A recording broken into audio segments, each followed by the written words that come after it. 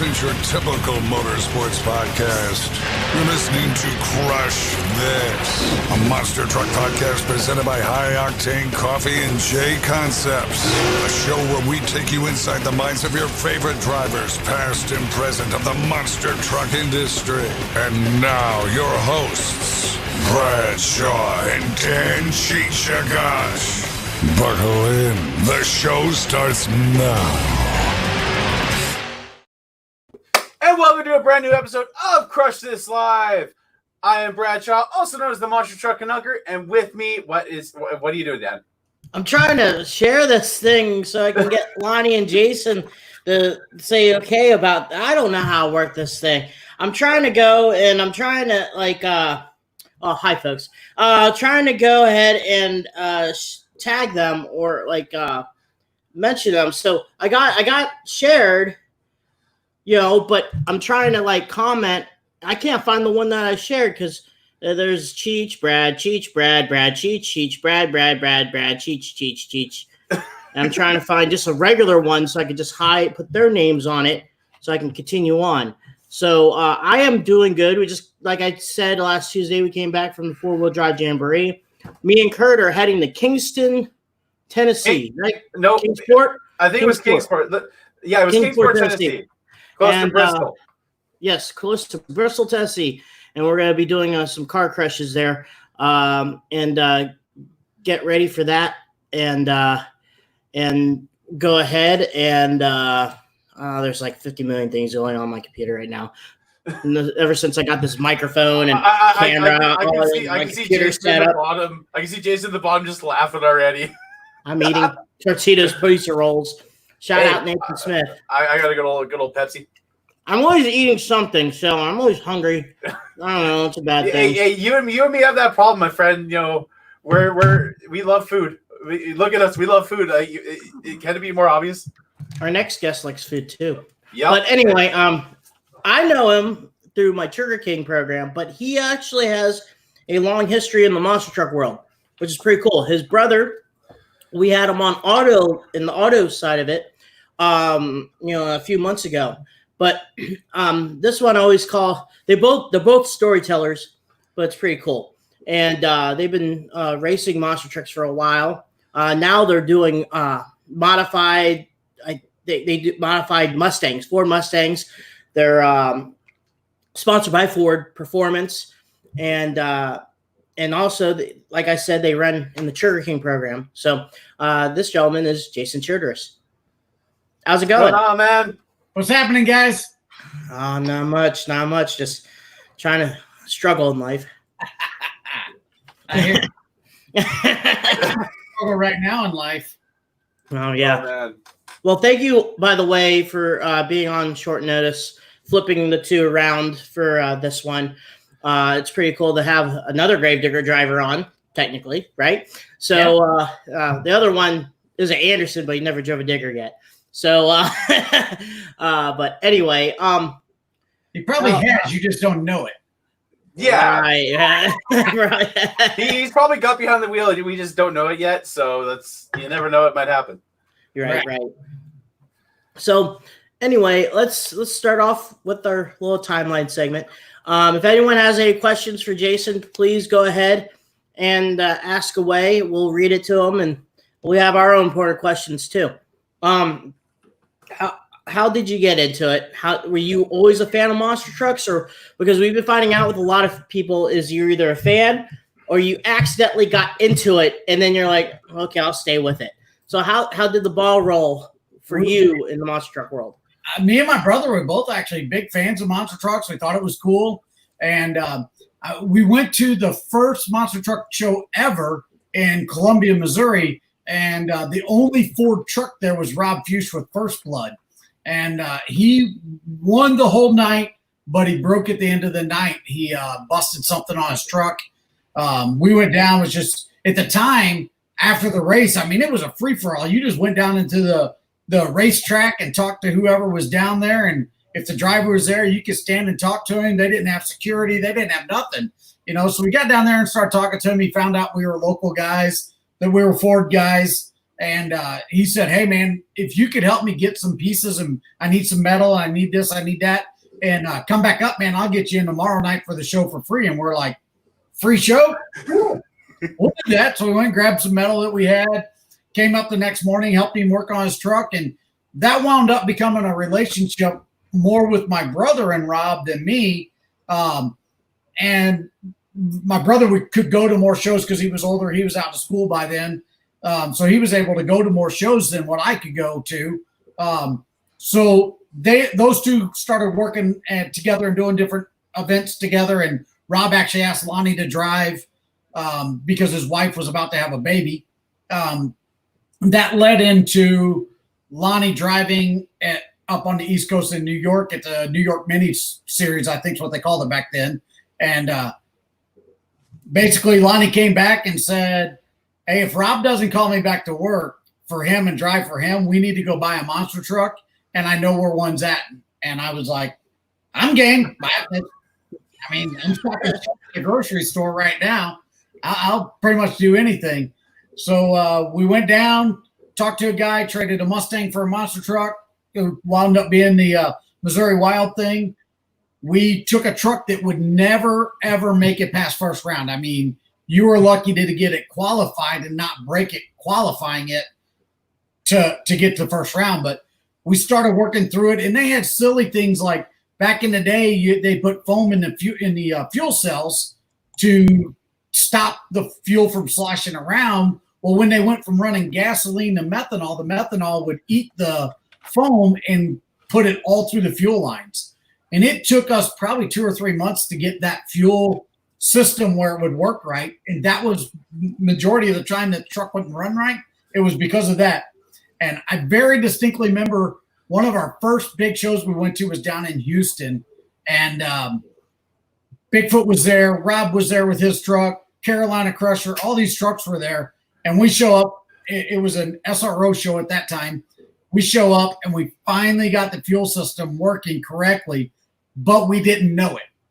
And Lonnie lined up on the line. Lonnie always drove our truck. I didn't want it to ever be kind of like the Hall brothers. You know, there was a while that Mark was the only one that drove or Tim was the only one that drove. I just let Lonnie drive. He had the experience. He'd drive our truck. I'd work on it. I'd do whatever I need to do to make sure it worked. But, man, he pulled up to the line and launched that truck over this mountain. And it wasn't a hill. Like, Pace built this 12-foot tall mountain jump. And he jumped, and the truck was just, like, on fire. It landed. It crushed the rear wheel because we had lightweight wheels on it, just crushed it. And all I remember is Bob Chandler walking down, or actually running down, and he was like, man, you guys did it. You finally got that truck to run the way it should. Awesome job. And by the way, I have video of it. And I was like, dude, that's cool. I just had Bob Chandler come down and tell us we did a great job. And honestly, in my life of driving monster trucks, that was not the only time I heard Bob say that to myself or Lonnie. Hey, you guys are doing a great job. But that's how it all started for us, man. And we had the drive, we had the ambition, we met someone, and meeting that person actually changed mine and Lonnie's life. At the time, we were looking at doing Mustangs, full-time restoration on Mustangs and stuff. And I'm actually kind of happy that it went to the monster truck world because I got to learn how to talk to clients, how to talk to sponsors, how to do that stuff, because I did that with a lot of companies. You know, with Barefoot, I would go talk to sponsors and try to help them bring sponsors back to the truck. And with Feld, I did it with them. You know, so it kind of taught me a lot that I now use in our business that we do now. So talk about, you know, because you're being the crew chief for your brother. Talk about how the transition went into driving. You know, I know you myself for driving, you know, Batman, Gravedigger, and stuff like that. But how did you get started behind the wheel of the truck? Well, it was a very funny story. So we had signed up to do some shows with Neil Darnell during the winter months. And it was truck and tractor pulls. He needed a truck. Somehow he got our number. We agreed to do it. And in doing this, he was supposed to have a Gravedigger truck at the events. And Dennis accidentally booked, not knowing that Neil needed him, Dennis booked all of his trucks and didn't have a truck for Neil. And that led to Neil working a deal with Dennis to let Pablo Huffaker drive a digger truck. And Pablo then said, well, if I'm driving this, I want to make a package deal with Darnell and get him to let me run my old Just Showing Off truck. Would you drive? And I'm like, I've not ever driven a truck like racing or car crush or nothing. He's like, well, we don't have to tell Darnell that. We told him you've been doing it for a long time. You'll be good.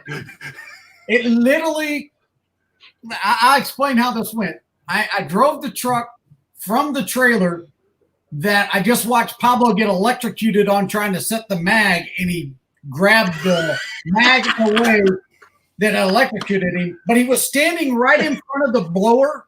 So the blower is spinning in his nether region. He reached over the steady engine, grabbed the mag, and it's shocking him. He's going, I'm trying to shut the truck off. It won't shut off. I'm leaning it down. RPMs go up. I pull it back on, pull the fuel back on. I'm trying everything and can't get shut off. Finally, I'm just like, I'm going to have to lean it down. And if he blows off the truck and falls off, that's on him. I don't know what else to do. So leaned it down, finally leaned it down so much the truck died. Pablo's like, oh my God. Oh. We put the hood back on. I drive it down into the deal. I've never crushed cars. We do the driver's meeting. Darnell's got the pulling track, but all on one side is all these pulling tractors. On the other side is all the pulling trucks. During the driver's meeting, the monster truck guys get told this. There's 4 of us. If any of you hit one or multiple tractors or trucks, you own it. You get to pay for it. I looked at Pablo. I said, what? He said, you'll be fine. Don't worry. You'll be fine. You'll be fine. Long story short, we get to where it's my time to go. Pablo is to the right of me. My brother is to the right of him. I reach up to start the truck, and the switches are up on the panel, kind of above on the roll bar by your head. Yeah. So I reach up there to shake it or to start it, and this hand is shaking so bad that I can't push the start button and flip the ignition like we're supposed to. So it's just shaking and shaking and shaking. And Pablo's like, Lonnie, look at your dumb brother. And he's working, and now they're both laughing at me. And I put the other hand up here, and it's shaking. And I finally get the truck started, and I'm like, all right, I got that done. Drove out on the track. First thing I have to do is hit the cars. Truck goes up, kind of goes off to the side a little bit. I'm like, crap, I just ran over trucks. I didn't. You pull that. It's so tiny of a track, though, guys. Like, you couldn't drive back after you crushed them. You couldn't drive in between the cars and the truck. You had to put 2 wheels up on the cars to drive past them to get back to where we were pitting. That's how my monster truck driving career starts. So if anyone it failed or whatever they call themselves today, unemployed, I think mostly. Sorry, guys, that was wrong. I'm sorry. Oh, don't be, man. Don't be. Trust me. We had Leo Donald last Tuesday. Yeah, we're okay. Lee's great. So if any of these guys that think they got it rough nowadays, they get to practice, they get to learn how to drive the trucks. Man, they got it made. They don't drive the semi. They don't do anything. We did everything back in the day. We didn't get practice, though. It was just go crush cars. We'll lie to the promoter and tell them you know what you're doing. So you ran with Pablo for a year or a few shows, or we did basically one whole year, that maybe even more than that, like a year and a half, that we did a lot of shows with Pablo, and I'd drive one truck, you'd drive the digger, and Lonnie was driving our truck. Actually, that show that I'm talking about was in Amarillo, Texas. That's the only time my brother beat Gravedigger in our truck, and it was because we did a rear end change on it, and we didn't realize how much different the gear ratio was going to be. So he started out in first and was creeping to the cars. He's like, holy crap, this is hardly going at all. And like, he's turning $7,000 into the truck, just like, hardly going at all. He banged second right as he hit the cars, went up, landed on the tailgate, and it just sat there and then fell over. He thought for sure he was going to land on the trucks too. And Pablo's like, dude, I got to drive Gravedigger you aren't supposed to win. I am. And my brother's like, if you think I did that on purpose, you're crazy. We ripped the tailgate off, did all kinds of stuff to it. And that was the beginning of running with Pablo. And we actually, until just recently, I still use Pablo to build parts for our suspension that we make for the Mustangs. Yeah, I heard that Pablo does a lot more than just monster truck parts. Like I heard he does stuff with NASA, other companies outside the monster truck world. He's a busy man. That shop, it's like that. There's a reason why he hires the other driver to work to be there, because the other guy is taking care of the trucks, because Pablo is going from one machine to another machine. Yeah, his whole shop's a CNC machine. He goes 1, 2, 3, 1, 2, 3, just making parts. Bam, bam, bam, bam, and he's a busy man. A lot of people don't realize that Pablo came from the oil field. That's where his dad was big time in oil down there, actually in South America, I do believe, and that's why he goes by Pablo. But yeah, I mean, he does still to this day. I think he does quite a bit for the oil field. Nice. So you will continue on, and you guys are helping out. But how did you guys get more in depth with the Bigfoot team? For me, I didn't know about you guys having the Missouri Wild thing. I knew you guys from driving Bigfoot at first. So how did you guys get into the mix with the Foot guys? Well, what we had done was me and Lonnie wanted 2 trucks to begin with. And me working for Pablo and driving his trucks, he was going to build us a chassis. And we already had it all laid out. He had designed a really cool chassis that was narrow in the front and the back, but then got wider, like where the engine compartment would be at, And so we had went to Bigfoot to try to find out about back then they were having Trailmaster was going to make the Geezy shocks that Bigfoot was using. And they had worked a deal with Trailmaster, and they were going to make all these things. So we went to Bigfoot to buy a cab, front clip, and the shocks. And we couldn't get any information on shocks. Trailmaster really just never did come through with what they promised Bigfoot on those shocks. Mm. And by the time like Bigfoot realized, hey, this isn't going to work, you already had like the other guys out there in the monster truck world was building them. Steve Combs, he was probably one of the first ones that did it, and Guy Wood was building some. So Bigfoot kind of lost that deal, but we went to there to get shocks from them because we wanted the same shocks Bigfoot was using. And when we got there, basically Jim Kramer and the old man asked us, why you guys want to put all this money in building another truck and doing this and going out on the road and doing shows that really are never going to pay you what you need to make money in this world, doing monster trucks. And we were both like, well, 2 trucks is better than 1 truck. And, that was our theory, is we could make more money running 2 trucks like the Hall brothers done and like some other guys that did. So we kind of just started that way. And in that conversation of, 6-7 hours that we were at Bigfoot, they wound up saying, hey, why don't you guys come to work for us? You wouldn't straight go into driving for us, but you could crew. And then if a seat comes open, you'd move up to there. And honestly, my brother was all about it. I was a little timid on it. I didn't really know. I kind of liked doing our own thing, but he was the one that was like, hey, look, we can keep running dirt track type equipment, or we can go run NASCAR type equipment. And he really wanted to go do the NASCAR type equipment. So we went there.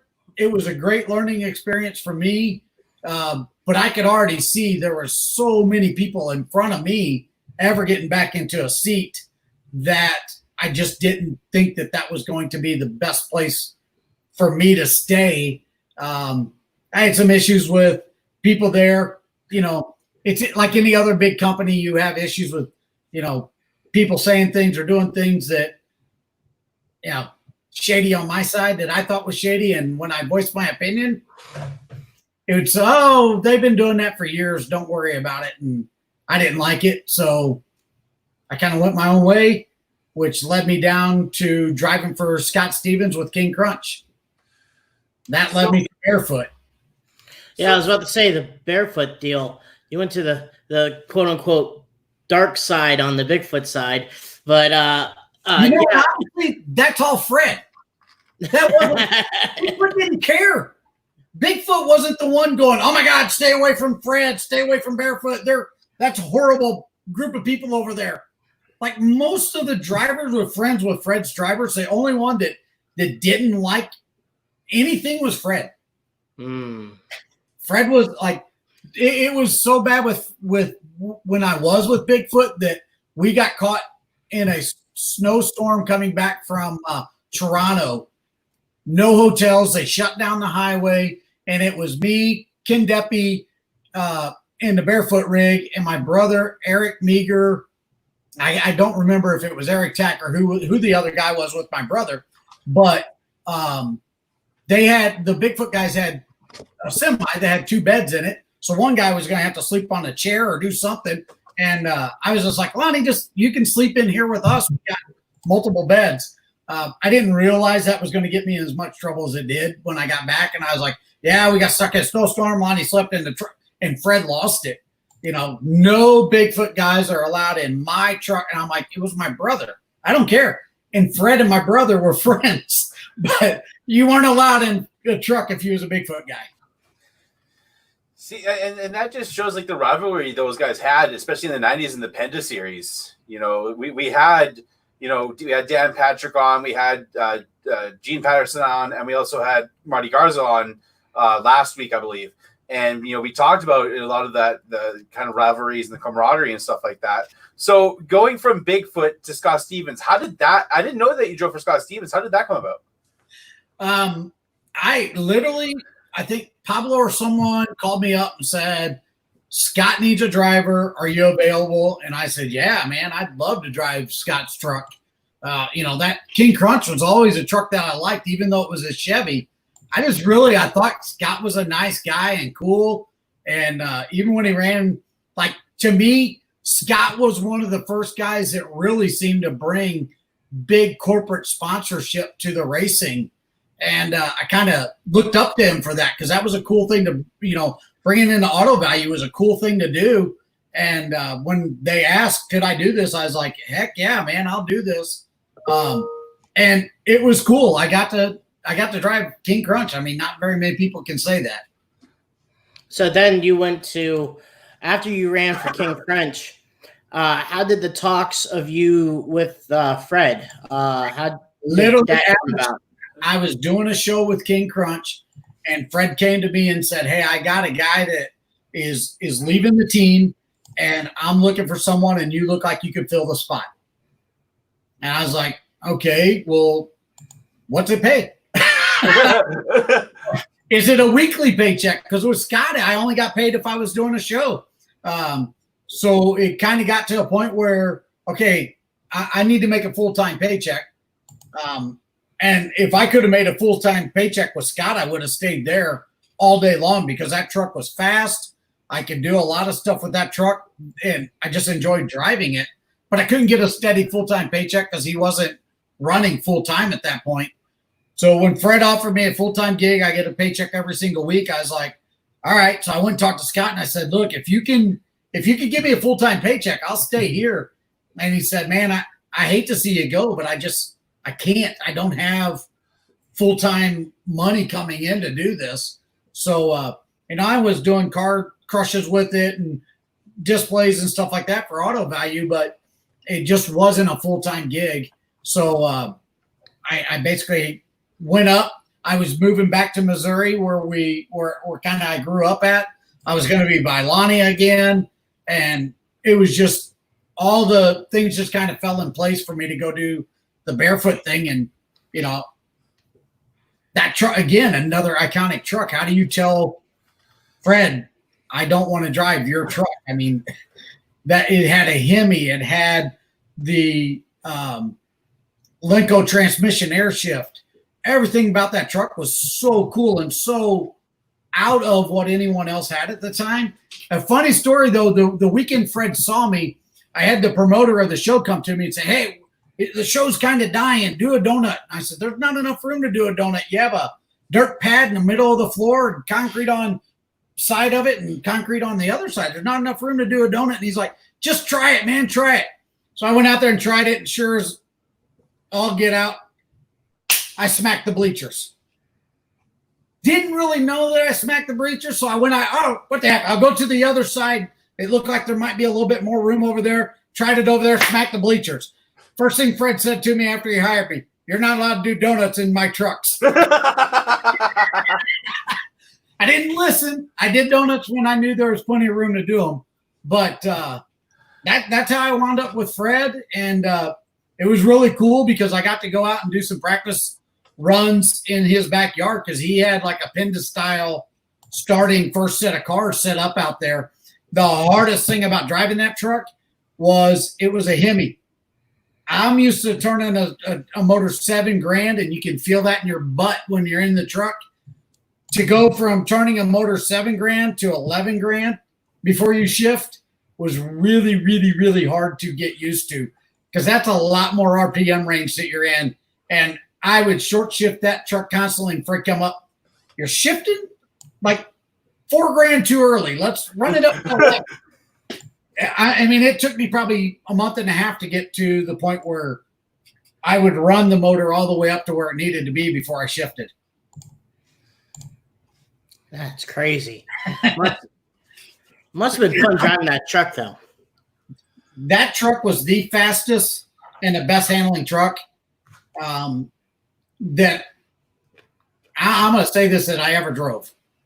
The digger truck that I drove with the Pablo shocks on it, it was probably the best landing truck.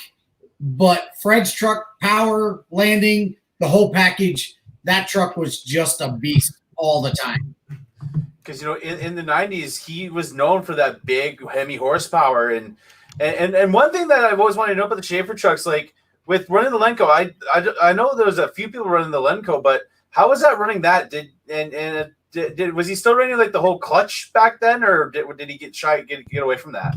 No, we had a clutch setup. It was basically the same setup as you'd see in a pro stock car, but it was air shift and it was only a 3-speed, which those are 5 speeds and they pull levers to shift. But we had a slipper clutch. You had a clutch pedal.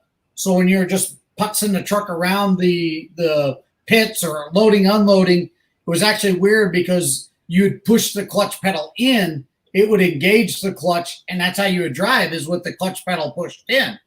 That took a little bit getting used to too. So most cars, you let the clutch out, it goes. This one you had to push the clutch in and drive around. But when you was racing, I mean, you basically pulled to the line, foot on the brake, run it up to $4,000, and we would launch at $4,000 every race. So when you're hitting that, so do you hit the clutch pedal while shifting or just? Nope. Once you just use the clutch pedal to move it around so that you didn't have to run the RPMs up to $4,000 to get the truck to start move. You could be at 1,500, push the clutch in and just putt around at 1,500 RPMs all over the pit area. So you're driving with the clutch, basically. Yeah. Yep. That's crazy. Yeah, it took a little getting used to. Yeah. And it was on his truck, it was air shift. So you just had 2 buttons that was down on the right-hand side, like where your shifter would be at, but you would just literally smack a button, it would bang the next gear, and then when you were ready for third, you would hit the next button and it would go into third. So similar to like a top alcohol funny car, or top alcohol dragster in that sense, running the air shift, right. Lenco style. So that's what I would relate it to for me being a drag racing fan, or like when like pro mods run, or like they had air shift in an entry pro stock at one point. I remember, I forget who it was, but one of the teams, I think it might have been Bob Glidden, had an air shift deal in his car at one point. Right. Yeah, and it actually shifts so quick because of that air. Like you're just smacking a button and it's banging another gear and you're gone. Man, and then you're like probably more barefoot stories later. But how did you get the transition with working for now Feld, but Clear Channel and Live Nation and all them? That actually started when I worked for Fred and did the barefoot thing. I actually got a lot of close friends at SRO, Feld, whatever you want to call them. We'll just call them Feld from here on out. When I was working for them, like Bill Easterly and a lot of the promoters, they knew that they could come to me and say, hey, can you do morning media? Could you do this for us? Could you do that? And I never was a no guy. I would always be yes, because if I could get Barefoot or King Crunch or whatever truck I was driving on media, I'm doing my job because I'm getting it out there for people to see.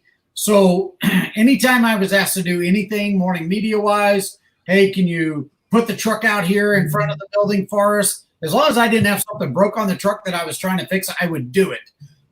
So when I left Fred, I kind of was thinking, okay, I just got married. I'm looking at kids. Maybe I'm gonna try to be more of a guy that just gets to fly to a show and then come back. So I actually went and interviewed for a job with those guys as being a event director. And the biggest, what stopped me from doing it was that they wanted me to move to Chicago, and the cost of living up there was so high. 2 and 3 guys would be in a condo or whatever to just be able to afford it. And that just, it was twice as much to live up there as it was in St. Louis. And I wasn't willing to take that chance to go up there and try to make it up there as an event director. So I just kind of backed out for a while. And then I was real good friends with Mike Wales. Mike actually, we had a lot in common because Mike was a monster truck guy, but he was a hot rod guy before that. And he was always into hot rods. So like Mike knew me and Lonnie were into Mustangs. So it wound up being a good relationship with him, and I could help him go talk to sponsors. So that all led into, hey, we want you to drive. And me and Lonnie took the demolition truck out and was taking that truck around, and then Bobby Z was going to do the jumps or do the stuff that he was supposed to do with the truck. And something happened to a driver. I got taken off of that duty and then go out and I drove Radical Rescue for the rest of that season. And then that led into driving Bulldozer, which then led into, hey, we're going to have you drive Gravedigger. And I love the opportunities that I've been given through all of this. I got to do a lot of stuff that most people don't even know that we did in the monster truck world, where we did things for Feld that no one knows that we did. So how was it driving Radical Rescue? Not a lot, like certain people know about the truck. It was, I believe, a Chevy Cameo body truck. Talk about that truck, because it's kind of almost like a folklore of Monster Jam. I want to say, like, it only appeared this briefly, I believe. Yeah, it was actually cool because it was put out there to the firefighters. Like, that's who it was kind of like. If I was talking to the crowd, I'm talking to EMTs and firefighters and paramedics and police officers. And, that was kind of the group of people. And I've always had a lot of respect for our military and for police and first responders. That truck was cool to drive, and it was a neat little truck. I could do a lot of it, like basically jumped in that truck and got to go out and do whatever, and that truck just worked and did what I needed it to do. I was always up against Rod Smith in Gravedigger 7, and sometimes I beat him. So I got in trouble for beating him a couple of times. Now that was a previous Gravedigger truck, right? Yeah. Yep. Yeah. That was number 10, I think, right? I honestly suck at keeping up with the numbers of what this is and what that is. They gave me a truck. This is what you need to drive. I went and drove it. I'm actually searching it up right now. I know it was the previous digger truck. I don't remember why they got rid of it or what happened, but for some reason, I want to say that was Pablo's old digger truck, and then it changed into Radical Rescue, but I can't swear to that. Because I knew they always reuse the Gravedigger truck for something else. But if you're going to reuse a truck, why would you use one that's been ratted out by one of Dennis's guys for 3 or 4 years? It was Digger 10. It was Digger 10. Okay. Frank Vitelli mentioned yes, it was Digger 10. So you jump in to drive Gravedigger, and actually it was probably believed to be based off of your RC truck, Gravedigger 12, correct, or was it 14? I got Dennis's old truck, which I did believe it was the one with Pablo shocks on it. Again, I think it was like I thought it was 16, but I could be wrong. I don't remember. I'm old, guys. Yeah. You're asking me to come up with numbers that I can't remember. I'm too old. Anyway, you got into the seat of the Gravedigger, but how did the company come into talks of having you probably drive the most expensive body monster truck that Feld ever had, and that's the Batman truck? I think there was a lot to it. Like when I drove Digger truck, I liked doing that truck, but I already went to Mike and said, I don't think this is my cup of tea. I didn't like the fact that I wasn't me at shows. I've talked to other Digger drivers that kind of feel the same way. I mean, you're never Jason Childress driving a Dennis Anderson Gravedigger truck. You're doing autographs and they're like, "Hey, Dennis, man, you did a great job. How come you didn't roll over tonight? Why didn't you tear up?" And it was like, I'm not Dennis, you know. And when I went into driving that truck, I actually told Mike, I said, "I'll drive, but I'm going to drive like Gary Porter does. I'll win races, I'll win freestyles, but I'm not going to destroy my truck every week because me, Lonnie, and our crew guy, that means we're putting in 100, 200 hours, you know, whatever we have to put in to make it to the next event." And we weren't doing one night shows. We were doing 3 nights, 5 nights, you know, and it just got to a point where, like I told him, I don't want to be Dennis Anderson. I want to drive like Jason Childress drives. He said, "I get it. I understand. Go do this first season, learn it, see what you think." And we did that. And, you know, when they came to me with Batman, I was on top of the world. I'm like, "Yep, I'll drive it. I love that truck. I'll do it." And it just, I think a lot of it was because Mike knew that I wasn't going to go out there and just literally destroy the truck just to destroy it. Because at that time, they had drivers that didn't care, you know, how much the body cost. They didn't care what they were trying to do with it. And I don't always want to blame the drivers because they didn't have much training on how to drive, but they would go out and make one hit and roll over, or one race and roll over in the corner because they couldn't make a corner. And I think because I'm probably the only guy driving a truck that didn't roll Digger over on purpose at events just because that's what the crowd wanted to see. So Mike knew he could trust me with an expensive body and that I wouldn't tear it up on purpose. You know, and that was probably like one thing that made you proud as a driver, that you were very consistent in that fact. You know, you mentioned Gary Porter. His nickname was Mr. Consistency. You know, he was a driver that, you know, you knew that he was gonna tear his stuff up, but he was gonna be in the finals, winning freestyles, not gonna tear up his equipment, and that's, you know, to be, you know, in that same realm as him, that's a big thing. That was always like, my brother is one of the only guys that's never rolled over a Bigfoot truck. I think that's him and Jim, or him and the old man are the two that's never rolled one over. And I kind of took that lead that I don't want to be a guy that's just going out and rolling trucks over because, well, that's what the crowd wants. To me, it was about the racing and about being able to go out and do an event. And to me, you won. If you could win freestyle and win racing and take your truck and load it in the trailer under its own power, you were a better driver. You won. You know, you did what needed to be done, and you didn't destroy the equipment. Which is always pretty cool. And now, like, did you drive any trucks outside Batman, or was Batman the last monster truck that The last one that I drove for Feld? Yeah.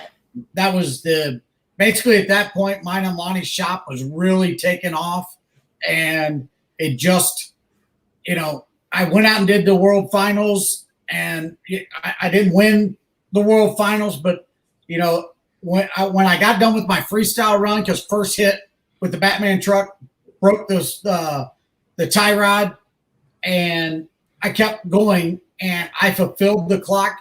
Mike Wells told me, he said, man, I'm so proud of you. I sent the loader out 5 times to pick your truck up because I knew it was going over, and you saved it every time, brought it back down on its wheels and brought it. He said, I literally had to scream at them. He saved it. Get back out. Get back out. and you can see if you were at the stands or have any footage of that, you can see the loaders coming down, and one like hit the bucket on the ground and then started backing back up because I had saved it. And Mike was like, dude, that was awesome. Which anything that Mike Wales, if he told me I did a great job, then I was happy with what I did. But then I had Tom and Dennis tell me, dude, for breaking as early as you did an awesome freestyle with the situation that you was in, which, you know, that's cool. You know, those guys were at the top of the game back then when they were doing that. So to have them say that was really cool. And I got to sit on the hot seat for a couple of trucks, and it was cool. You know, we had a 3-way tie there for a while. But I was the first truck out too. Like I had to set the bar high.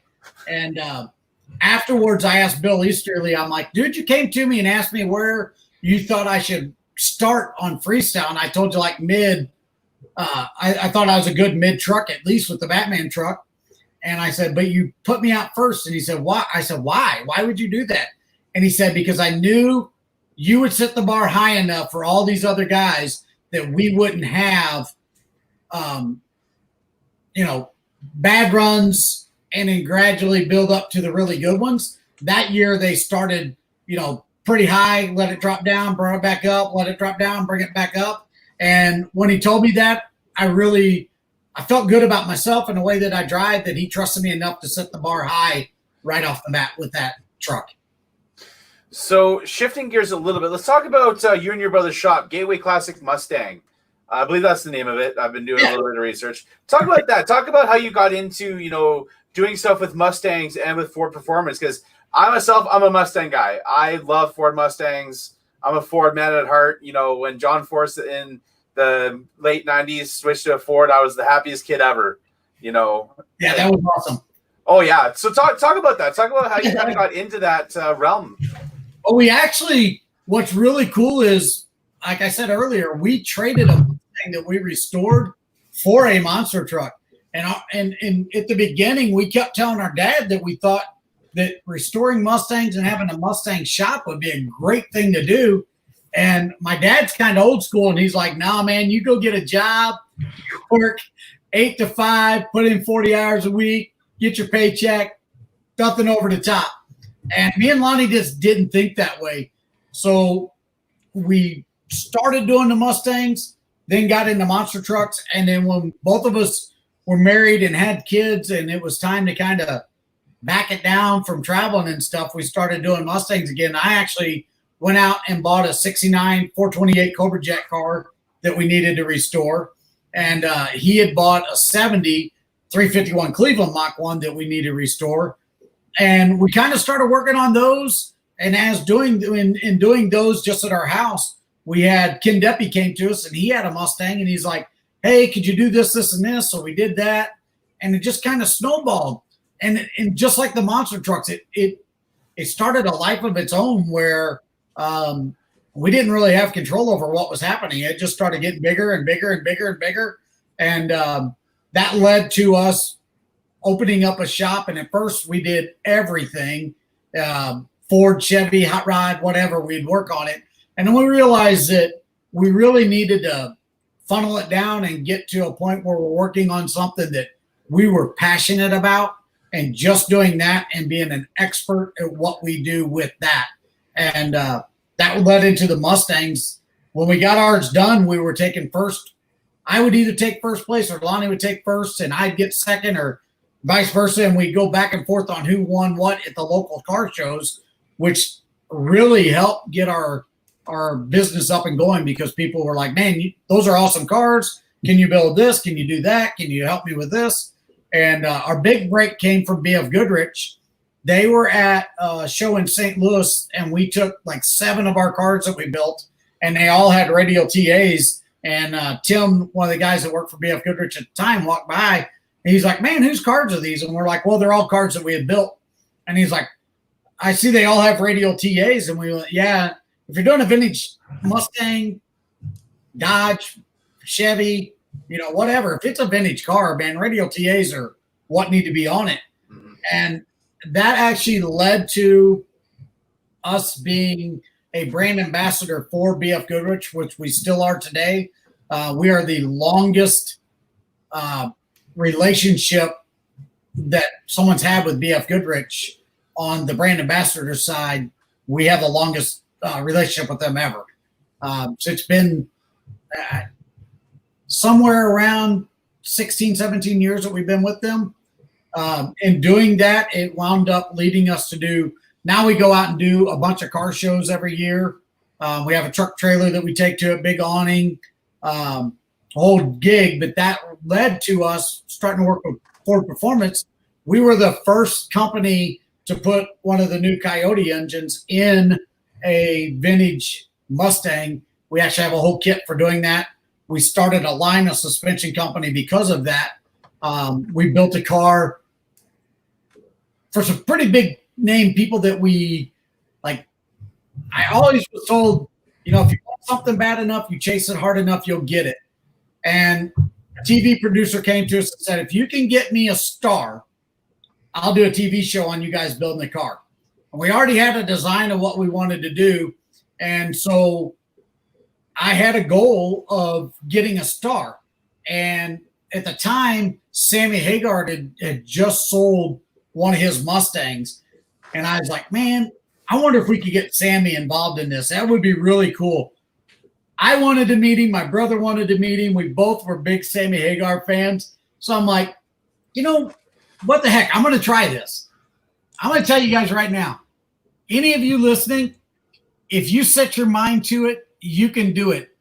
I got a hold of Sammy Hagar in 2 weeks, had a meeting with him by the 3rd week, and had a contract signed with him by the 4th week, and was building the car within that month of meeting him.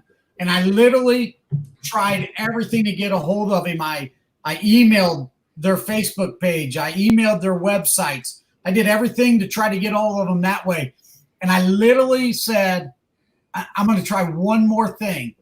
And I called the tequila company that he had, Cabo Wabo, out in California, and a girl answered the phone, and I told her what I was trying to do. Turns out that her husband was sponsored by Cabo Wabo, and he had a 60s Falcon Ranchero that he drag raced.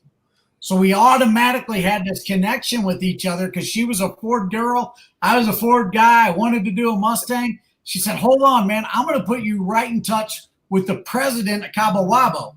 And I'm like, all right, let's see where this goes. Get on the phone with him. I emailed him pictures of the car that we were doing, told him what we wanted to do, told him we had a TV show. He said, I'll be with Sammy tomorrow in Nashville. I was like, cool. Said, I'll let you know what happens. So Sammy did Nashville. About a week or so later, he was in St. Louis, and we had a meeting with him then. And we went down there. We laid everything out. We're sitting there talking to Sammy Hagar, and in walks Michael Anthony, and we're like, From Van Halen. right there. We're kind of like freaking out, kind of geeking. But the one thing I've always learned, like in monster trucks, famous people are famous people. Yet I don't treat them any different. Yeah. Mm-hmm. They're just another person. And I think that helped me with these guys building cards and stuff for them, because I didn't, I wasn't asking for autographs. I wasn't asking for anything. I just, this is what we want to do. Do you want to be involved in it? And from that moment, Sammy was like, man, I love this idea. It's cool. We went on tour. We're probably the only car builder that's ever went on tour with a rock band for a whole summer. We did, I think it was somewhere around 24 events with Sammy Hagar and his band. We traveled all over the U.S., and we'd have the car sitting at the event, and people walk by and talk about it. And it was just a really cool experience. So, I'd say that falls back on the monster truck stuff, man. When you want something bad enough, man, you've got to chase it. These people that want to say, oh, you just was in the right spot at the right time. No, because every one of them's been to a monster truck show that want to do this.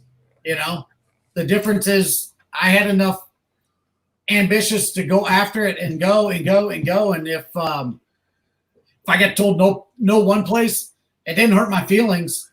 It was just made me more determined to go to the next spot. So how in the heck did you get yourself into the Are You Faster Than a Redneck? That all started like, so the guy that did the TV show with Sammy Hagar, he came to us and said, dude, out of the 16 episodes we did this year, you and Lonnie are the only ones that finished the car on time and brought us the star that you said you were going to bring. And that helped us tremendously with them. And backstory to that, I chased that guy for about a year and a half to get him to do a show on us because I knew if we could do a show, it'd be good for our shop. And I knew we could do a good job on the show. What was that show called, by the way? It was Hot Rod TV is what that was on. And we did like 12 episodes, different builds of Mustangs on that show. We actually did one with Daryl Gwynn, the drag racer. We did the 21 Montego that the Wood Brothers Racing won the Daytona race with. We built a car like that for Daryl Gwynn to auction off. We got in so I got the producer guy to do stuff with us because he's a funny guy. And he was like, told his brother, these guys are pestering me and bothering me and always trying to get me to do this with them. Like, I don't have time to mess with them. Go hang out with them. Hang out with his brother, Paul. And his brother, Paul, that night goes back to him and says, Bud, dude, you got to do a show with these guys. They're awesome. And it worked out in our favor because then, you know, we built 3 cars for it. We built one for Bud's dad. We built one for his brother. We have another one here at the shop for his brother right now. And we have one for Bud here that we're doing right now too, that it just worked out. And he had this concept of Are You Faster Than a Redneck? And he'd been telling us about it. And we went ahead like 2 or 3 years before it even happened. We built the 68 coupe, the yellow one that we run on track now. We built that because he said, I'm going to be doing this show and you guys need to have a car. So we built that car purpose for that event, that show, and then it didn't happen. And which was great for us because it gave us some time to start dialing in the car, do some things different. Our only regret was I borrowed a car from a friend of ours and Lonnie didn't want to drive it. He was like, I just don't feel comfortable driving someone else's car. I said, well, I'll drive it.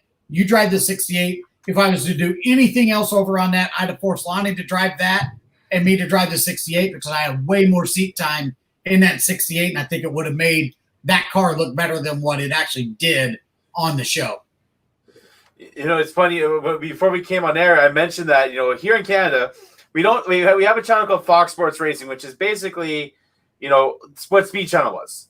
It'll show, certain, but the commercial, it won't show normal commercials. It'll show like a commercial for dangerous drives and everything. And every single time I see Are You Faster Than a Redneck, and I see you every single time. It's like, oh, there's Jason going again. I remember that. That was a riot of a show. That was a great show. The only reason why that show didn't succeed was because Speed went away. Yeah. Fox decided in the U.S. to get rid of Speed and make FS1. And it honestly, that show was the highest rated show on Speed. That was a kind of it wasn't a reality show, but it was a scripted reality show. And it was honestly a game. Like you had to win. Like it wasn't a set up deal. We had lawyers, everything to make sure that the game was really played the game. But all the other stuff that we did that was funny stuff, that was all scripted type stuff. But that was the highest one there. I tell you, the biggest thing that I ever got out of doing that event, that show, was myself, my brother, Kyle Tucker, which owns Detroit Speed, which he's from Missouri. I like to give him crap because he's an engineer. He's really proper. He's like a clean cut guy. Yeah. And but he's from Knoblich, Missouri. So I always give him crap. I'm like, dude, you're from Knoblich, Missouri. You're not much better than me. Come on. Hey, in Canada, we have Dildo, Newfoundland. That's the real place. There's a place in Pennsylvania called Intercourse. Yeah, I've been through there. It was a mess. But when we got to do that show, they called us and said, hey, Speed wants you guys to come down and be at Bristol for the Bristol race. And we're like, NASCAR race? And they're like, yeah. And we're like, okay, because NASCAR aired and then Are You Faster Than Redneck aired. It was every race, then they aired Are You Faster Than a Redneck right after it. So we went down there and we're kind of hanging out, walking through the pits and stuff. And Dale Earnhardt Jr. Oh, hey, you guys are the guys that are on that Redneck show, aren't you? Carl Edwards. All these drivers recognized us walking through there. They would see us and be like, hey, man, we all watched that. We love that show. And we were really, really excited because we thought, all right, man, this is going to lead to a second season, which will just start snowballing. And then Speed was like, we're not doing Speed anymore. And it completely took the wind out of that sail. But I did get to sign autographs at a NASCAR race with a whole lot of fans. I don't think they had a clue who we were, but they saw a line that was formed for signing autographs, and they just kept walking through. I can still say, no, I got to sign autographs at a NASCAR race, which is really cool. So now we're going to branch off from the Mustang stuff to this, how me and you are connected through the RC world. And, it's pretty cool because you have your Mustang, your job, but once a month you race a 10th scale version of what you previously drove in real life. And how did you and your brother, were you guys always RC people, or was we actually met a guy that had RC chassis. We were doing a show out west, and I don't even remember exactly where. I think I want to say it was in Oregon or Washington or somewhere out in there. And this guy showed up with some RC chassis. And I mean, back then he had a Clodbuster, but that Clodbuster was jumping it down like a flight of steps and stuff. And we're like, holy cow, that's pretty cool. And we got talking to him. We wound up getting a chassis from him. But we had some Clodbusters before, but they were lame because they were stock Clodbusters, But when we saw what they were doing with it, and this was back in 93, 93, I do believe is when it was. We saw what they were doing with the chassis, and it was pretty cool. We actually started really getting into them, and me and Lonnie both started seeing that, I can go do this with the RC truck and then go jump in a real truck, and I can try to do what I did in RC and see if it would work in the real truck. And we started seeing that it would. So even though we couldn't practice in our trucks back then, we started seeing that we could try to see what the truck would do by changing the 4-link angles, by how you hit something. If you tap the brake in the air, what you did, we could start trying to see, hey, that worked here. And then we go try it in the real trucks, and started really seeing that there was some similarities to driving RC cars and driving the monster trucks, and we could see what they would do. I actually built, when I was driving for Barefoot, I built a front 4-link. Me and Lonnie built a front 4-link truck that looked just like the Barefoot truck, so I could go out and see what happened if I did different things with that truck. And it actually taught me a lot on how to drive those trucks.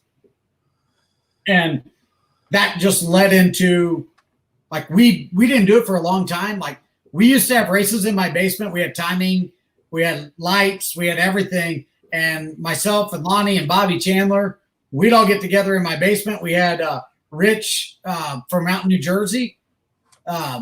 He was down here, and he was trying to get a job with Bigfoot, but he had one. The Viper driver, you know who I'm talking about, don't you? Rich Blackburn. Yep. We had him out there with us, and we started racing like once a week. We'd have a race at my house and just having fun with it. And then there was a big break in when we didn't do it. anymore. And then Bobby contacted Lonnie and said, hey, I'm getting back into RC stuff. You ought to come up and do one of these events with us. And Lonnie went up, and I had a lot of stuff going on, kids and all that stuff, and it just didn't work out for me right away getting involved with the Trigger King stuff. But Lonnie gradually got me out by building a truck and going, hey, I built this truck. Come and run it with us and see. And I did, and I had fun again. And our RC world, we build chassis that we sell. We're actually sponsored by probably one of the best electronics company out, which is Tekin. So they do speed controllers, servos, motors. They have a whole line of parts that they make that is the really high-end speed controllers. We're sponsored by them. J Concepts, we're sponsored by them. Same thing with this podcast. Right there. Yeah. And that just wound up being something that we enjoyed doing. The bad part now is we're old and our sight isn't as good as what it used to be. And trying to judge that distance in those trucks, I really wish that I could figure out a way to put goggles on and a camera in the truck and give me a seat, a steering wheel, and a brake and rear steering. I think I'd do much better than in the RC world if I had that. See, Yeah. I'm kind of different in this conversation. The only RC thing I have is a rock crawler. So, I don't know much. That against you. It was the only thing that I bought. It's sick. It's got a sick 4-link setup. Cheech, do you have a way to block him out? I can't. All right, guys, now. I'm out of here. All right, Cheech, now let's talk about real RC cars. All right. Well, just let you know, I just recently joined their team on the sports mod side of it. Hi, Brad. How you doing? You didn't miss much. We just talked about a few seconds, but the cool thing is I'm sponsored by Jason and Lonnie to run one of their trucks, which is a pretty cool opportunity. The cool thing is I think outside of other RC drivers, I kind of mix and match with them because I'm in an industry that they know, with a good group of the team itself, and the way I've learned is what can I do to help them out. That's one thing I think a lot of people don't understand with the marketing aspects of a monster truck team is, they think, okay, I got a sponsorship, I could do this and that, but the sponsorships also need to know what can you do for me? What I'm giving you something, right? And what you can benefit off of it. And off track a little bit, but yeah, I'm part of their team. But yeah, but we're happy to have Cheech on there with us. I mean, he's a guy that's really into monster trucks, and when we sponsor a guy, it's not always about, hey, is he the fastest one? Is he always going to win races? It's a package deal, Cheech came up and said, hey, if I get to crush cars, how do you do that? Like, what are you trying to do when you're doing it? And I'd like being able to give my past experiences on how to do it to a guy that is wanting to get into this and do it. And that, you couldn't be with a better team. We've known the Hall brothers for a really long time. We met them in 91, and that's an awesome team to be with. And you guys got a good set of bosses there with Tim and Mark.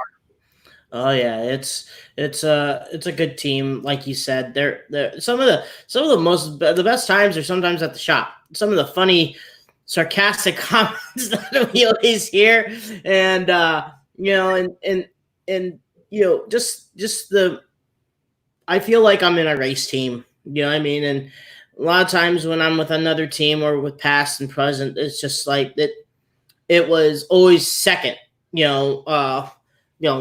Whatever the money maker is to put the money into the trucks, or with the other company that I was with down in Florida, you were just a number. You weren't, anything like that. You were just a number, and that was all. This one, I feel like when we come in to a show, you better pack your lunch because we're gonna race you hard, and the trust that Tim and Mark has with their crew guys is awesome. And they're willing to teach you what you need to do, and they're willing to help you out. Right. And I've learned so much in 2 years, like when I got there, I kind of throw away most of the stuff that I knew knowledgeable wise through the other teams and start from scratch. But there's some stuff that I helped out the other, the brothers out and the team itself out too. But still, it's cool, and I'm excited about it. I'm really excited the truck plan that I have with your chassis. You know it. I'm not gonna let anyone else know it. Right. You'll find out. The people are gonna find out when they see the August episode of the Sugar King event. So that's all I gotta say about that. But I'm excited to represent and help you guys out. So we appreciate you being on the team, and I got to do a lot in monster trucks. I've gotten to do a lot in the Mustang stuff, and I mean we're personal friends with Gary Patterson, which is president of Shelby. We got to meet Carol Shelby. It's just all in all, I got to do a lot of cool stuff. I'm very happy that I got to do them. But in the monster truck world, it wasn't just always racing monster trucks. Like we did things. I worked shows as the event director for Ed Beckley pretty much the whole time that we had our truck. I was the event director for Ed at his shows because I was going to be there. I'd help build tracks. I got to do a lot of stuff that I learned. Ed was like, "Hey, can you drive that thing?" And I'm like, "That bucket thing? Yeah." The front end loader thing? Yeah. Can you build ramps? And I'm like, "Sure." Yeah. So I'm telling you guys, if you're listening tonight, follow your dreams, man. It's really can be had. You can do it. Cheech, I know you have a dream and a path that you're trying to go down, and stick with it.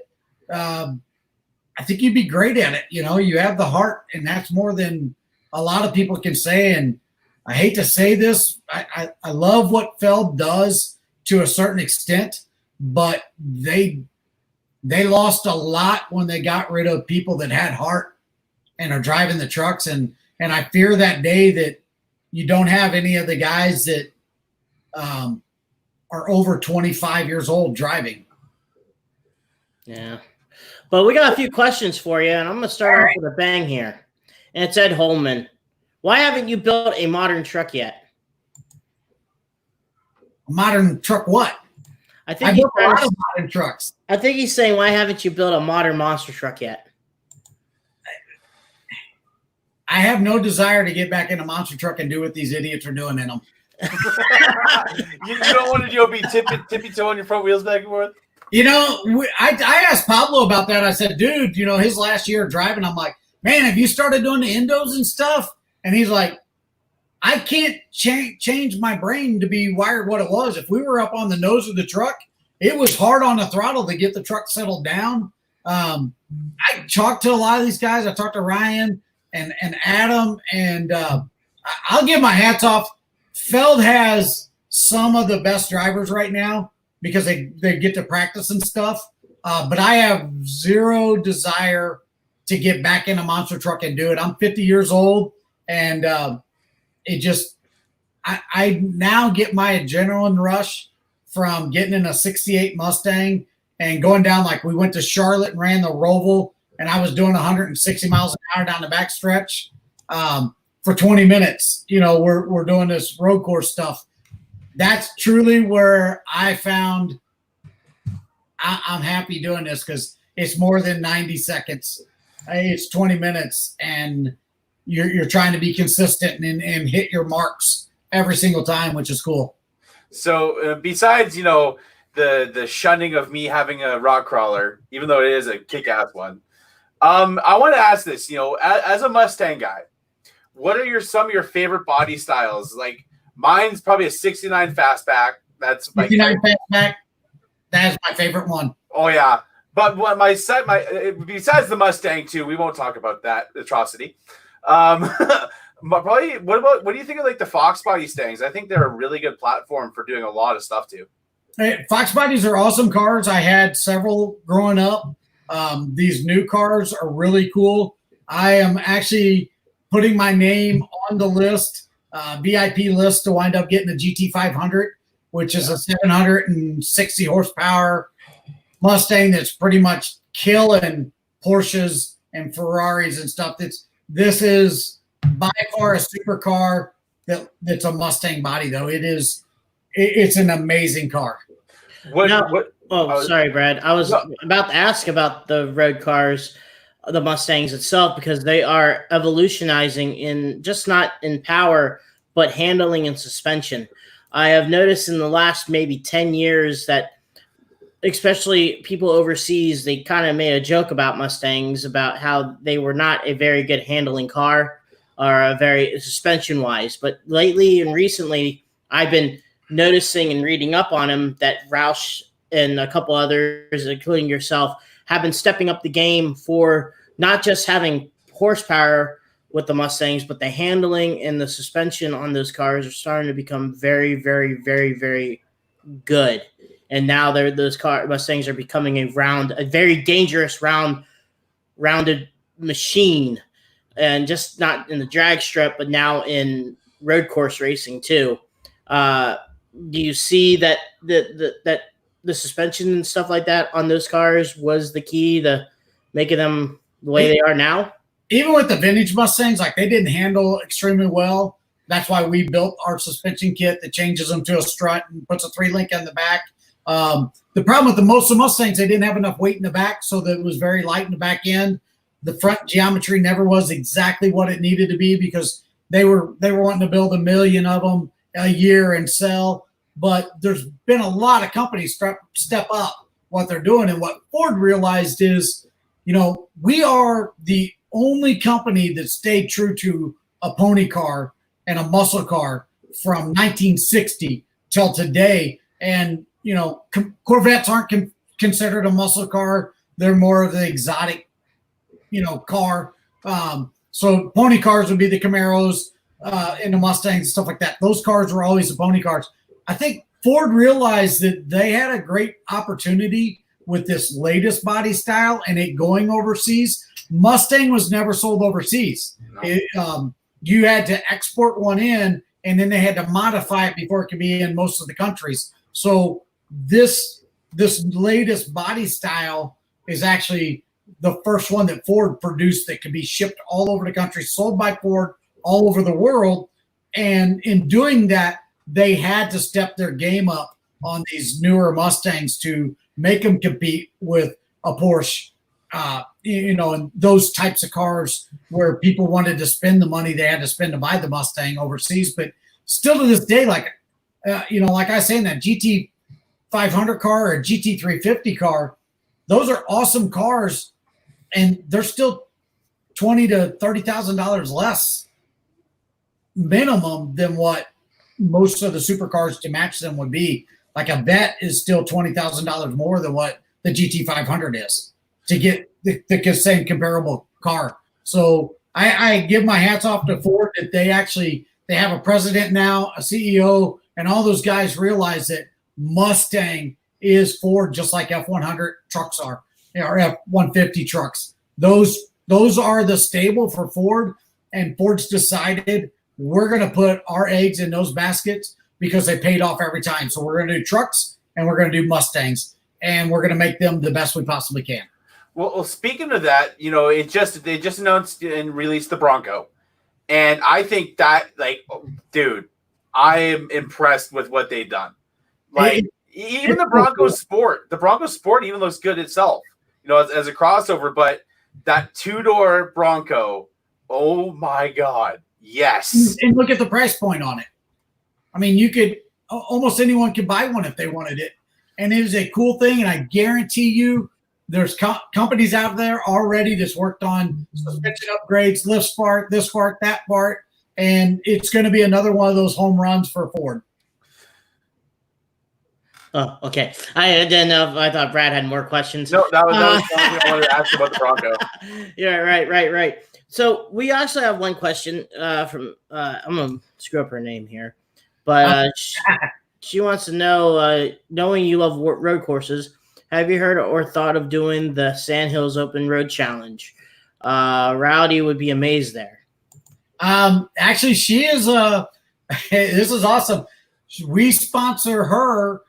She does autocross, and we are suspension company, Gateway Performance Suspension, sponsors her. She's getting it all put in. We're waiting on one more part to get in. It's coming in this week and get it out to her, and she's going to start doing it. But yes, I've thought about doing the Sand Hills. It just never fit into our schedule. I have to fulfill my schedule with BF Goodrich Ford, Ford Performance, and BF Goodrich. I have to fulfill those, and it's never worked out for us to be able to go do that event. But I would love to do it, and maybe this year would be a good year, since how we don't have a lot of shows because you got to wear a mask and stay 6 feet apart from each other. Dang it! So with Crush This, we have a certain questions that we always ask our guests. They've been since day one. The fans know what's coming. Cheech, you got your pen and paper ready, my friend? I've been doing on the cell phone. Okay. So these have been since day one. Some of them are kind of out there, outlandish, but hey, we always do it. So what is your favorite kind of pie? Ooh. Doesn't count, Jason. Does not count. No, honestly, my mom's apple pie is probably the best ever. That is still number one.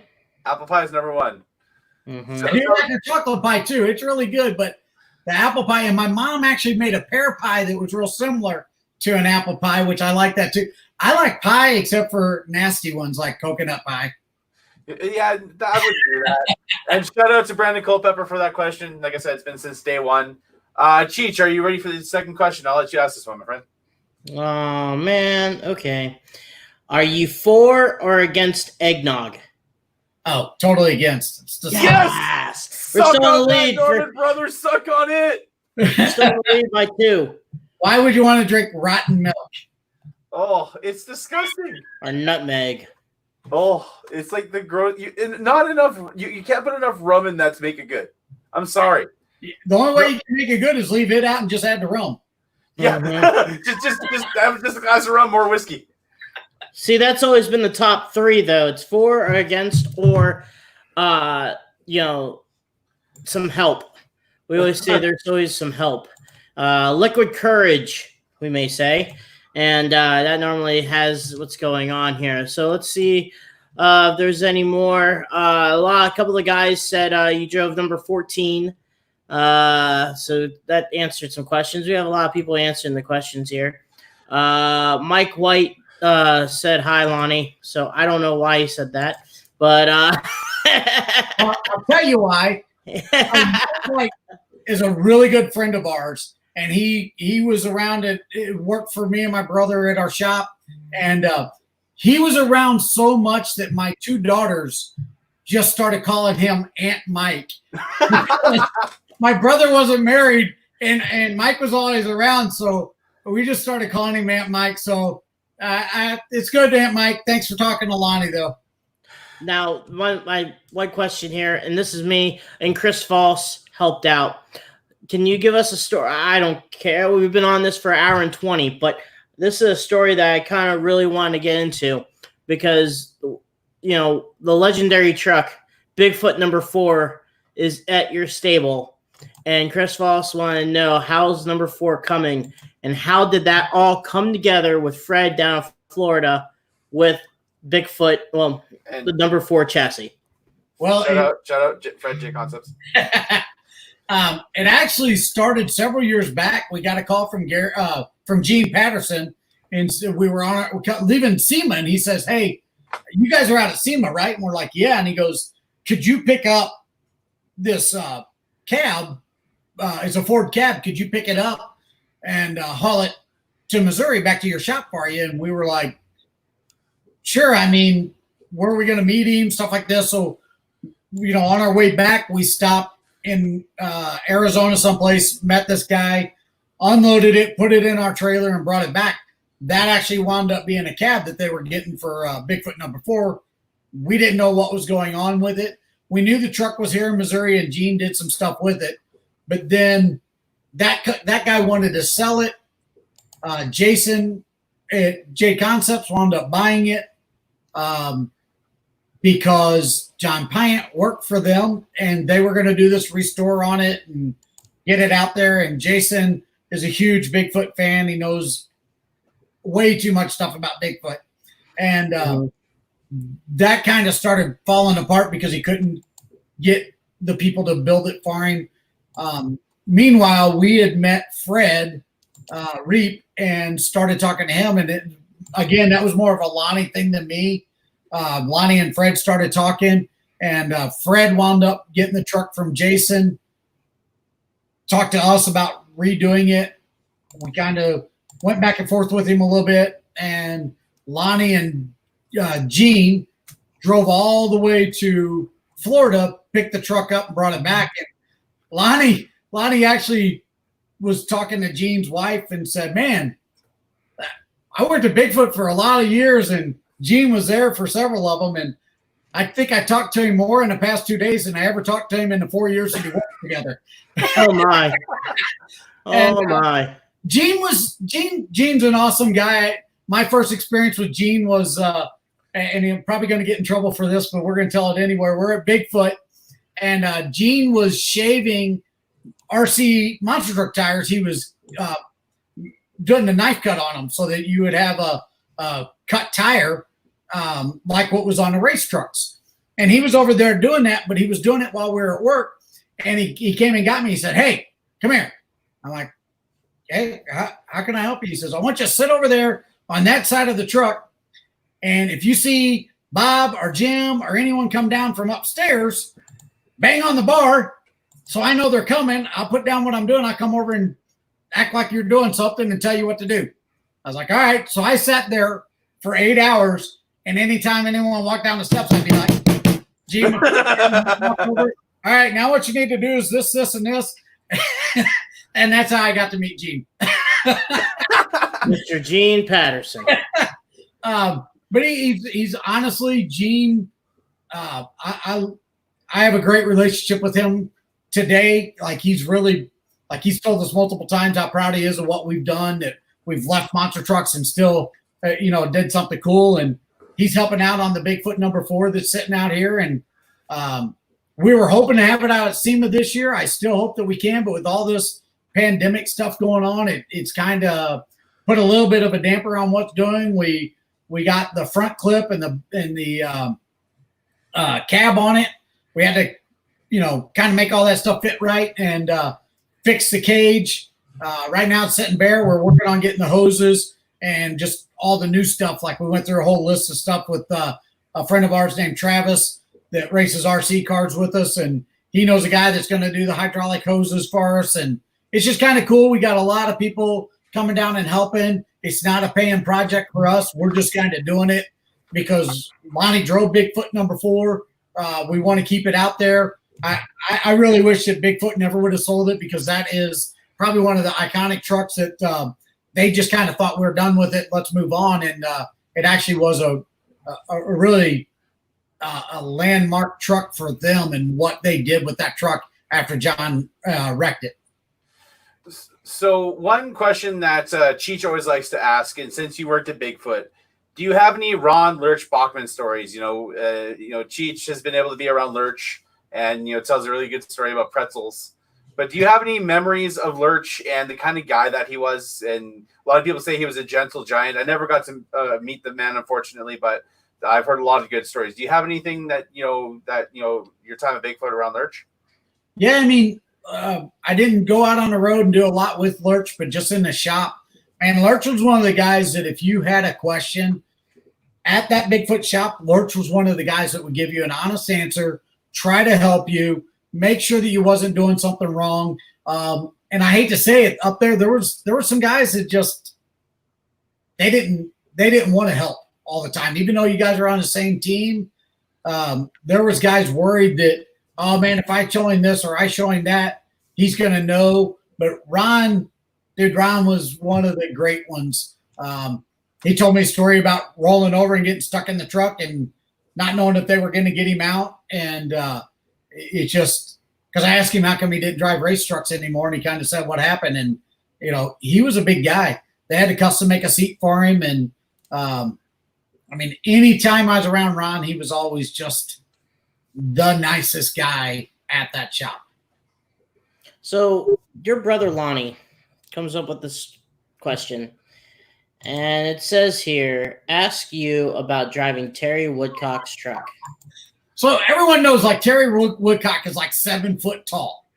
Yeah. I mean, the dude is like super tall. I'm like 5'10" on a good day. And I went down to watch Lonnie. It was me and my mom and dad and my wife at the time. We all went down to watch Lonnie drive down in Paducah, Kentucky, and just kind of hanging out down there watching him. And Terry goes, "Hey, why don't you drive my truck?" And I never really thought two things about it. I'm like, all right, man, I'll jump in that thing and drive it.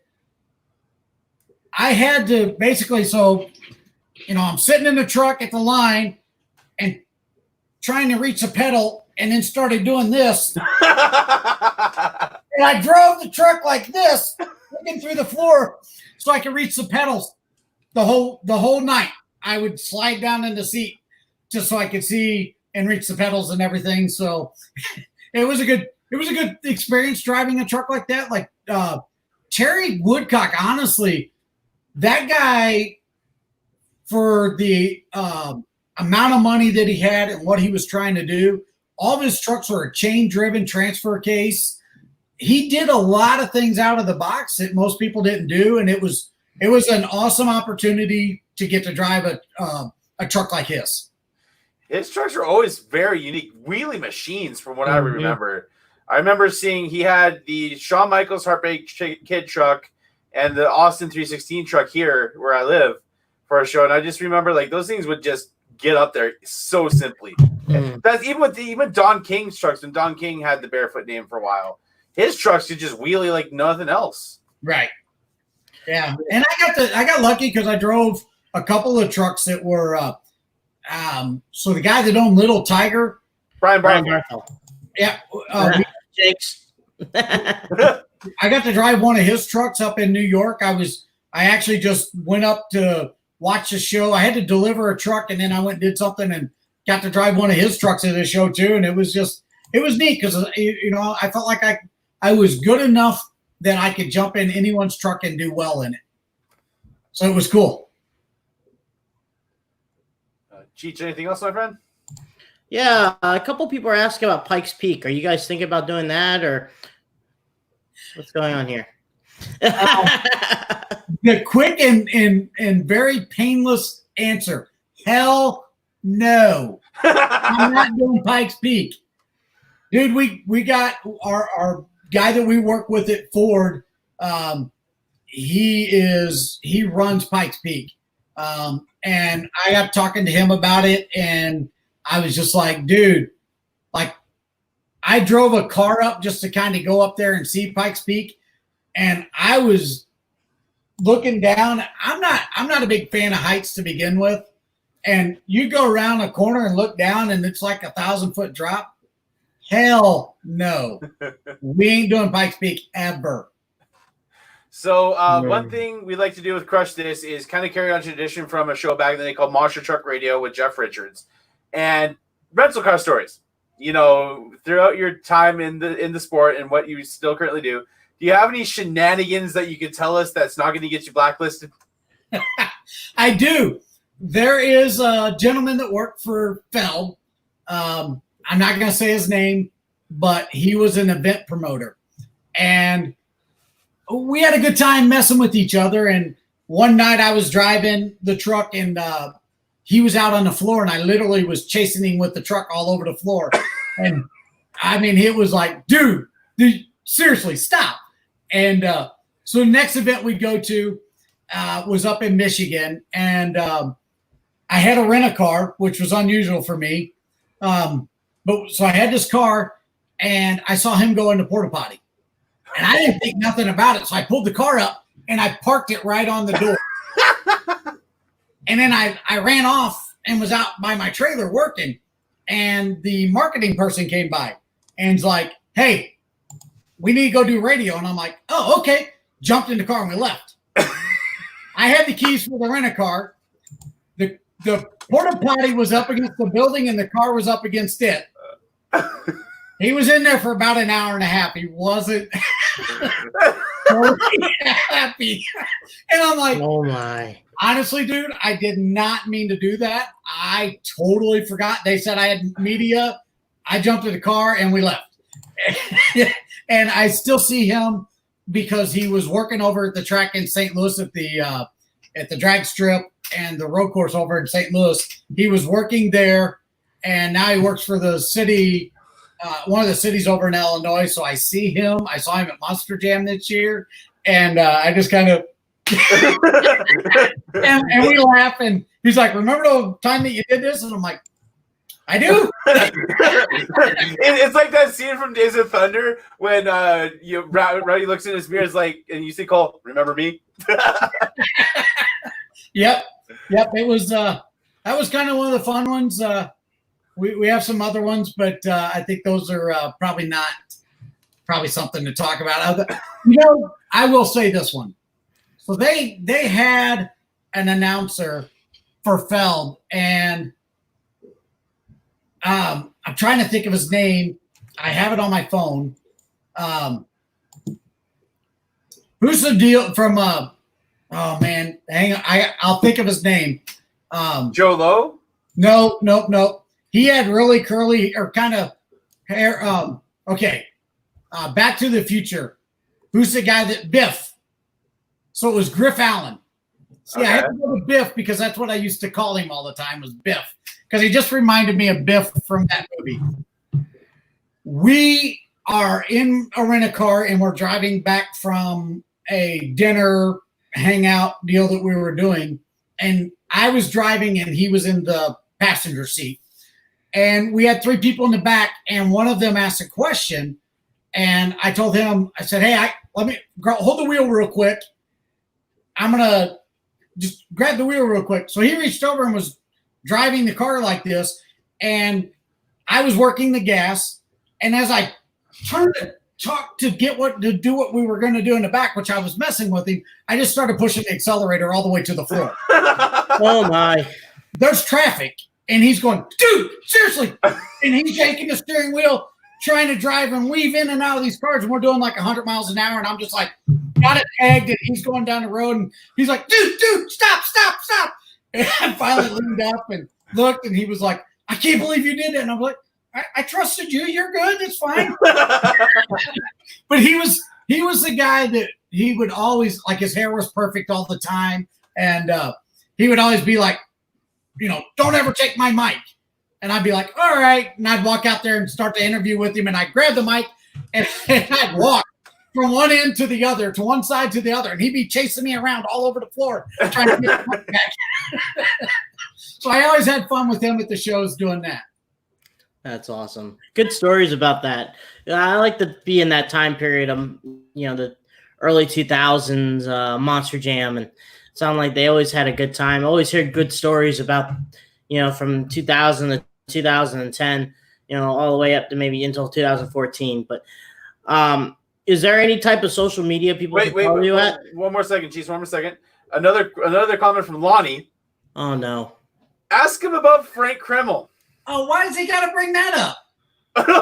Okay, what's this? What's the story behind this then? All right, so everyone pretty much, I would think, if they know Frank Kreml at all, they know that he was a huge Scott Stevens fan. As a child, he would go to all the shows in Michigan and, hang out with Scott Stevens, help Scott, this, that, and the other. And when I was driving for Scott, one of the shows I got to do was in Michigan, up at the building they tore down a few years back. I can't think. Silverdome. Yes. The Pontiac Dome. Yeah, Pontiac Silverdome. It was okay. Silverdome. So I pull in with the semi, and there's a kid that's helping out and all this stuff, and his dad's there and stuff like that. Fast forward to when I start working for Feld. And there's a guy that comes up and starts talking to me, and he's like, "Hey, Jason, how's it going?" And I'm like, "Hey, great. Here's the problem when you race monster trucks or be around a lot of people. You see a lot of people, you meet a lot of people, they remember you, but you might not remember them or have a clue who they are. So you act like you know who they are. Hey, buddy, how's it going? Great to see you." And he looks at me and goes, you probably don't remember who I am. And I'm like, honestly, no, I don't. He goes, well, I was a kid helping you when you were driving Scott Stevens trucks, and now I'm racing monster trucks for Feldon.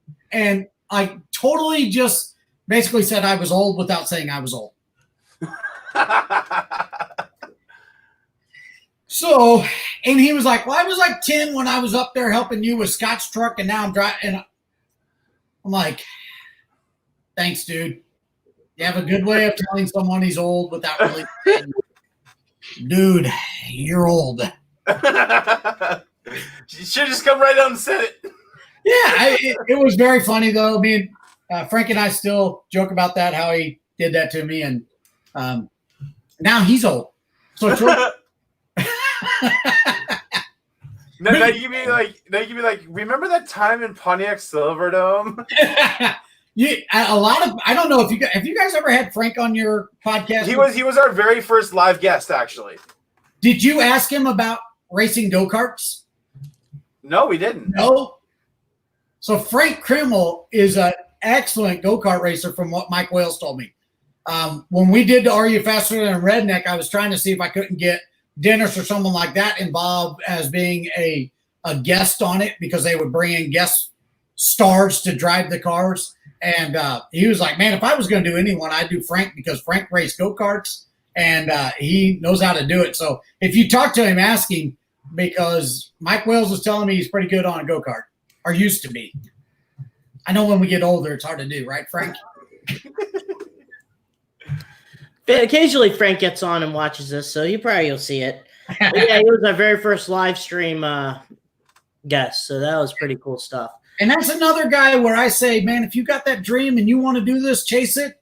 Frank is a excellent poster child for what it was. He loved it as a kid, and he didn't quit until he got to do it. Hey, Frank. How's it going, Frank, if you're watching?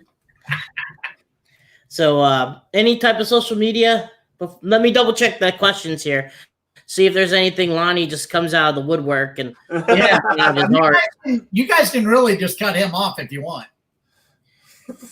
Just block him. We wouldn't do that, Lonnie. We wouldn't do that. Except for, I guess this could be another episode, but someone said you should hear the stories about him driving the big rigs to monster truck shows.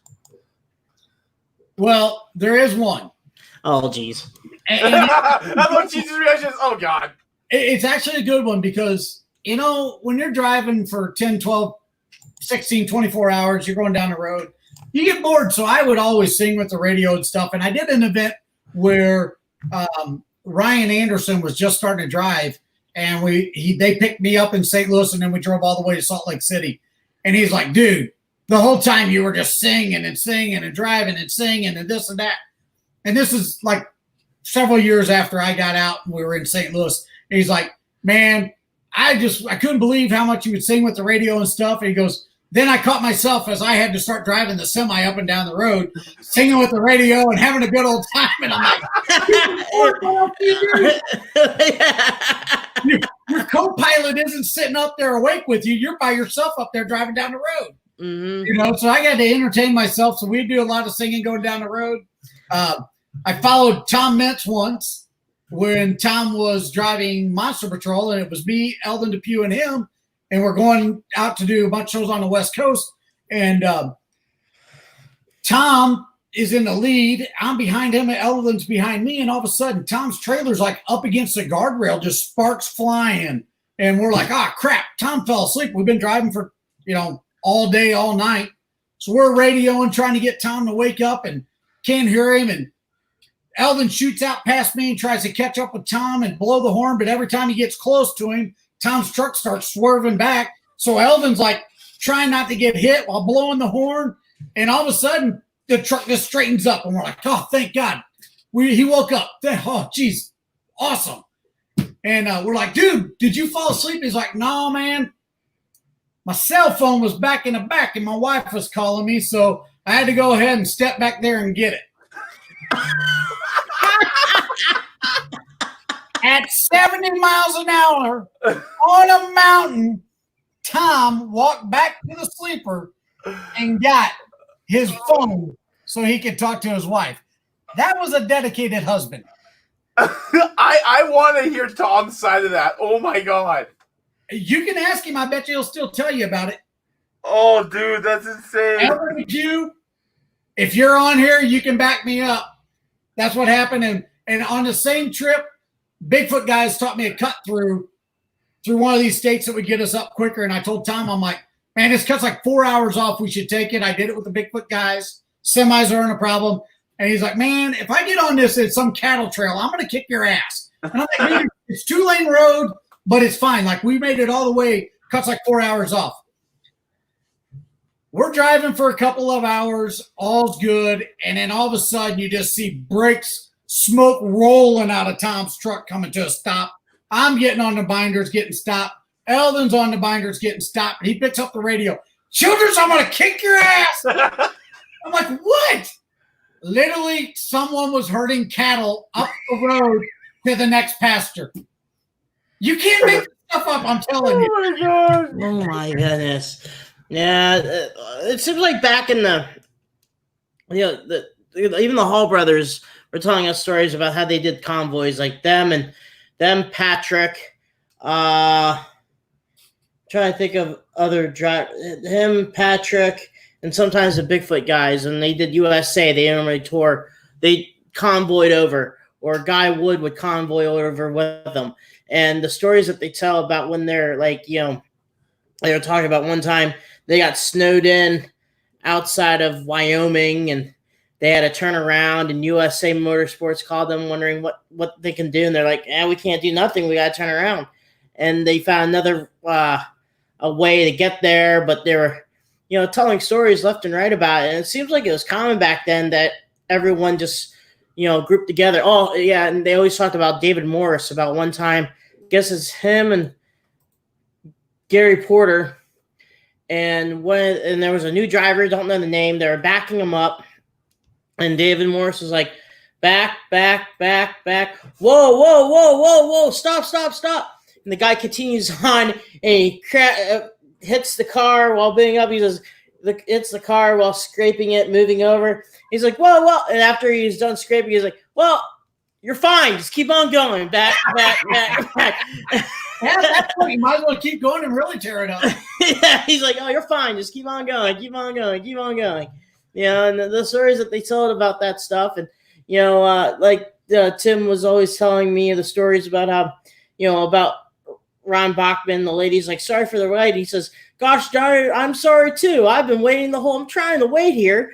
Some of the on-road stories and the convoys, it seemed like it was common back then.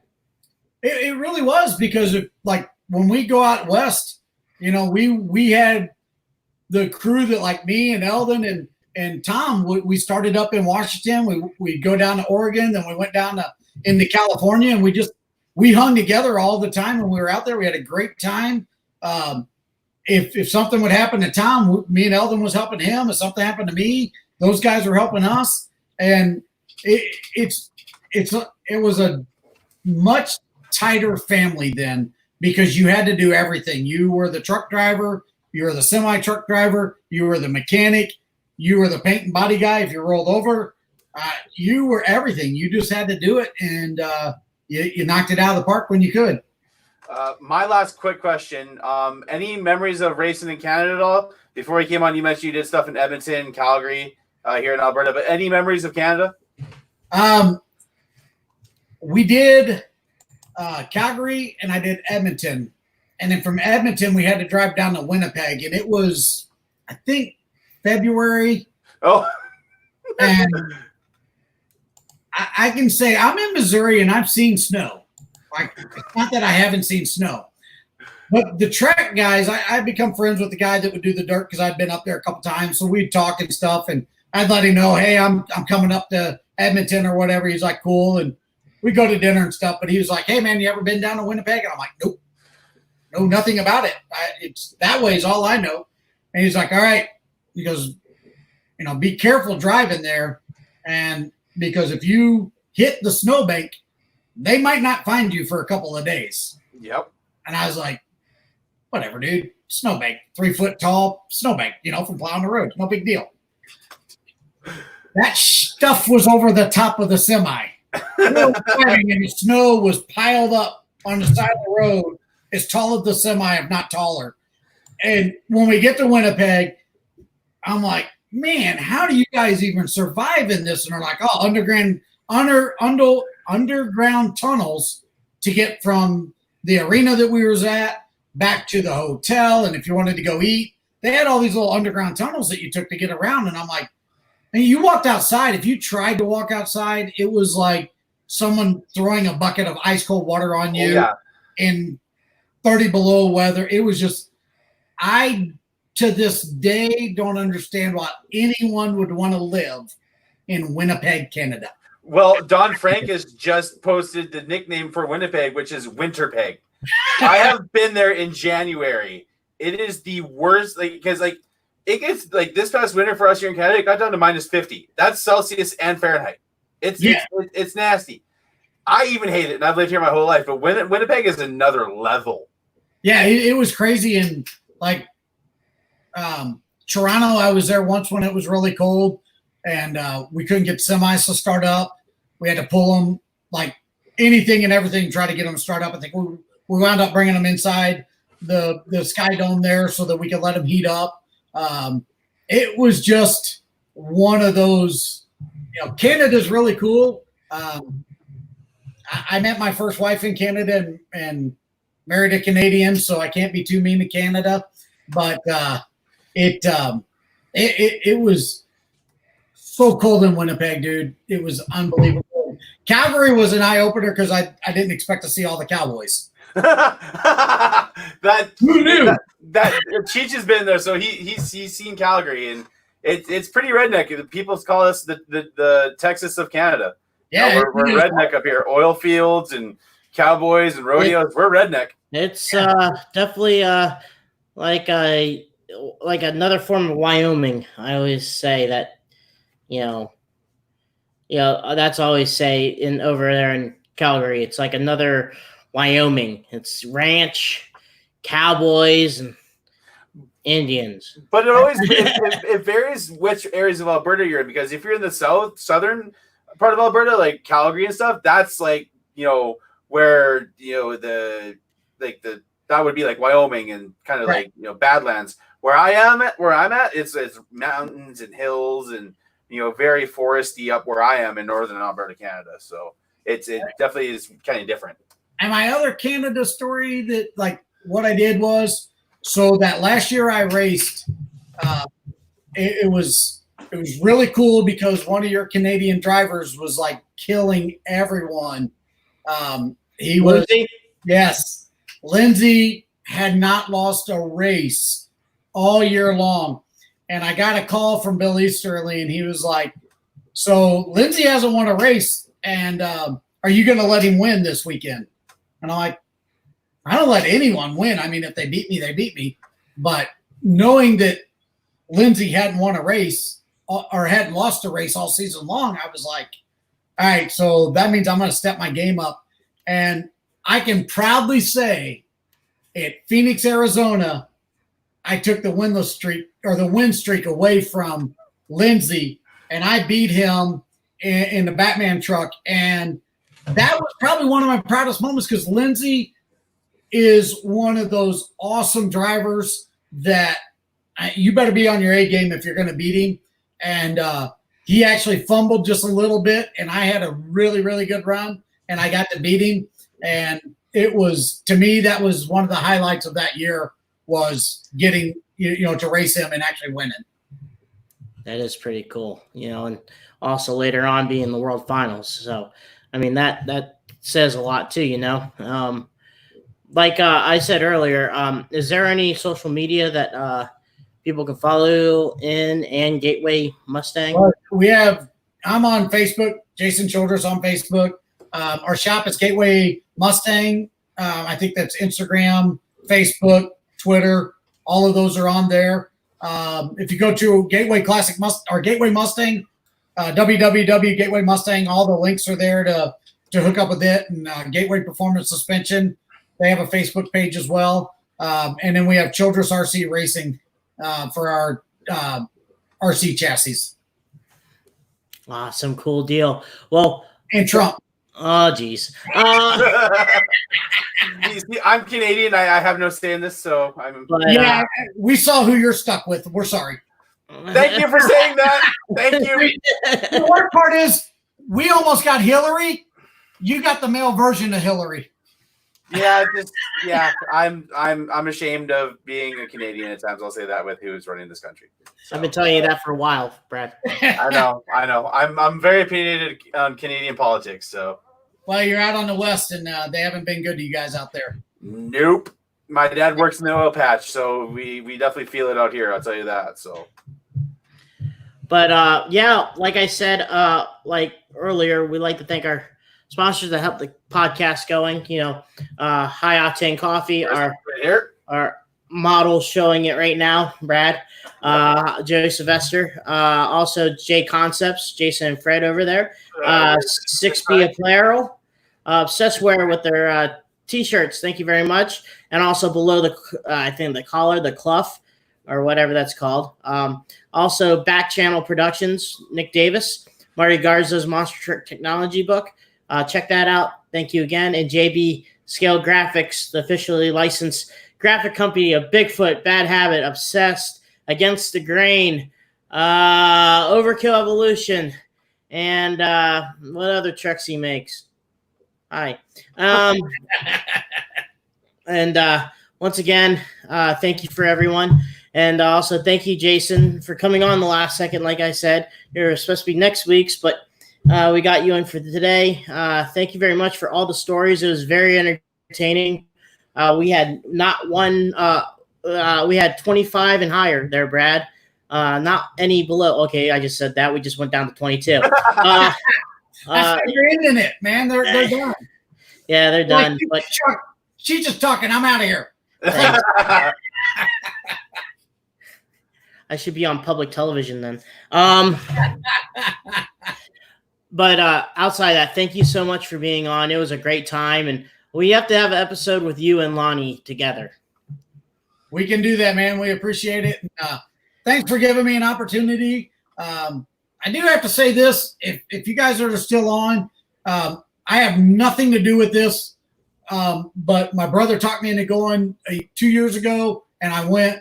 If you have a chance to go check out the Hall of Fame monster truck deal up in Ohio, Indiana. Yes, Indiana, yeah. If you have a chance to go check that out and you are truly a monster truck fan, do it. I was a little bit skeptic thinking, it's just going to be another Bigfoot thing or, they're going to kind of run the whole thing. And pleasantly surprised it was not that. It was very cool to get to go do and see some of the old people that was there. And I hear this year is going to be really good as well. So if you haven't been, please go support that and check it out because it's really, really cool. And it is back in the 80s and the 90s when monster trucks were owned by guys that barely could have money to eat on, but they still were out there racing their truck and, doing what they had to do. And Dennis Anderson was one of the kings of that. He never had a lot of money, but he made sure that the fans were taken care of. And the museum, I think, does the same thing. It's got the same thought process behind it is we're going to give you more than what you pay for. And if you're not happy with what you get when you got here, you just didn't try to have fun. Now, are you planning on putting Bigfoot 4 there? I can't say yes or no to that. Maybe. Okay. That's a great question. If the borders open up and I can get a passport, a Canadian will be there. So it's I'm gonna. That's what you've been saying the last 5 years. Yeah, I know.